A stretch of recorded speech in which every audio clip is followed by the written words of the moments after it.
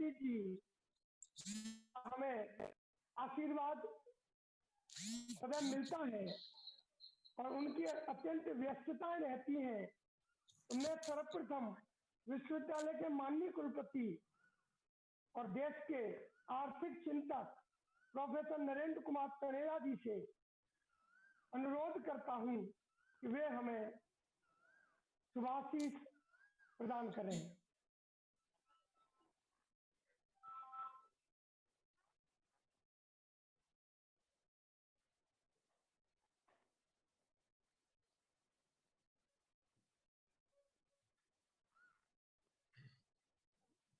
चौधरी चरण सिंह विश्वविद्यालय के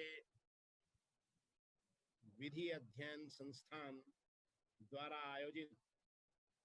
इस महत्वपूर्ण संगोष्ठी में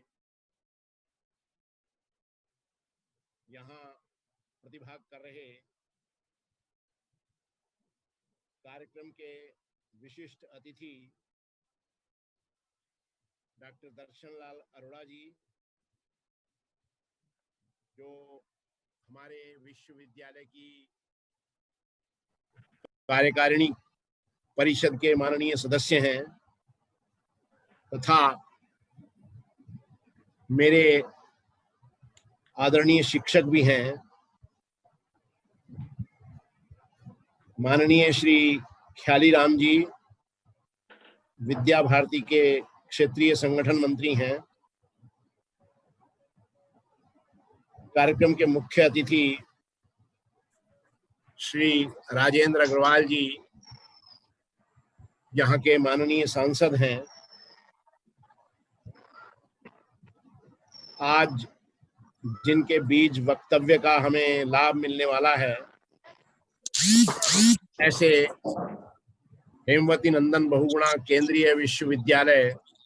श्रीनगर गढ़वाल के विधि संकाय के अधिष्ठाता प्रोफेसर गुप्ता जी, विभाग के समन्वयक डॉक्टर विवेक कुमार और कार्यक्रम का संचालन कर रहे डॉक्टर योगेंद्र शर्मा, विभाग के सभी शिक्षकगण, अन्य सभी प्रतिभागी और प्रिय विद्यार्थियों, वास्तव में 25 जून और 26 जून की रात्रि को भारत में आपातकाल की जो व्यवस्था तत्कालीन प्रधानमंत्री श्रीमती इंदिरा गांधी की अधिनायकवादी सोच के चलते लागू की गई थी, उसने भारत की सामाजिक राजनीतिक व्यवस्था में इस प्रकार का प्रभाव उत्पन्न किया कि आज तक हम उसके सुफल को अच्छी प्रकार से भोग रहे हैं। मैं ये कहना चाहूंगा कि आपातकाल के विरोध के कारण जो भारत में लोकतंत्र की स्थापना का एक वातावरण बना, उस वातावरण ने भारत की सामाजिक और राजनीतिक स्थिति पर एक स्थायी प्रभाव डाला और वो स्थायी प्रभाव ये था केवल राजनीतिक दल ही परिवर्तन नहीं ला सकते,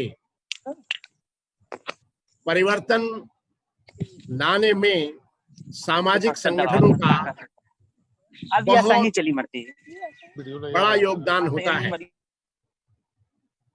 1975 के आपातकाल के विरोध में पूरे भारत में शांतिपूर्ण सत्याग्रह हुआ और उसमें लाखों लोग जेल गए। उस सत्याग्रह का नेतृत्व राष्ट्रीय स्वयंसेवक संघ ने किया था और उससे ये बात प्रतिपादित हो गई थी कि राजनीतिक दल इतना अधिक शक्तिशाली नहीं होता जितना कोई सामाजिक संगठन हो सकता है। हमारे लिए आज के इस अवसर पर ये विशेष सौभाग्यपूर्ण संयोग है कि आदरणीय डॉक्टर दर्शनलाल अरोड़ा जी आपातकाल के काले कानूनों के तहत 3 बार गिरफ्तार किए गए और इस प्रकार से वो जेल में रहे। श्री राजेंद्र अग्रवाल जी ने भी अनेक प्रकार की यातनाएं उसमें सही। ये जो सत्याग्रह आधारित आंदोलन था, इसने भारत में एक और बात स्थापित कर दी कि भारत के जनमानस में लोकतंत्र का सम्मान इतना गहरा बैठा हुआ है कि कोई भी राजनीतिक दल जिसको कितना बड़ा जन समर्थन प्राप्त हो, वह भी भारत में लोकतंत्र की जो आधारभूत व्यवस्था है, जिसके तहत जन सामान्य को अनेक प्रकार की स्वाधीनताएं मिली हैं, उन स्वाधीनताओं का खंडन कोई भी राजनीतिक दल अपने जनमत के आधार पर लोकसभा में अपने संसद सदस्यों की संख्या के आधार पर नहीं कर सकता। ये बहुत ही सुखकारी परिवर्तन हुए, जिसको मैंने कहा है कि उसके विरोध में जो आंदोलन हुआ उसका सुख फल आज तक भारत प्राप्त कर रहा है। आप इस अवसर पर अनेक जो आज विद्यमान लोग हैं उनका मार्गदर्शन आपको प्राप्त होगा,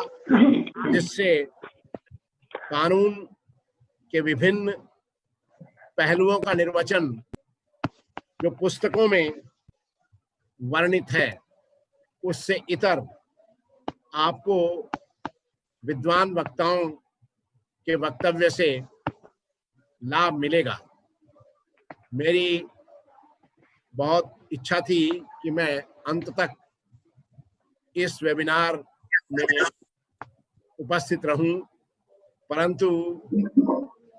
विश्वविद्यालय की अन्यत्र व्यस्तताओं के कारण मुझे बीच में ही यहाँ से प्रस्थान करना है, जिसके लिए मैं आज के आदरणीय वक्ता डॉक्टर दर्शनलाल जी अरोड़ा, श्री राजेंद्र अग्रवाल जी और professor S C Gupta ji, Kaliram जी से विशेष रूप से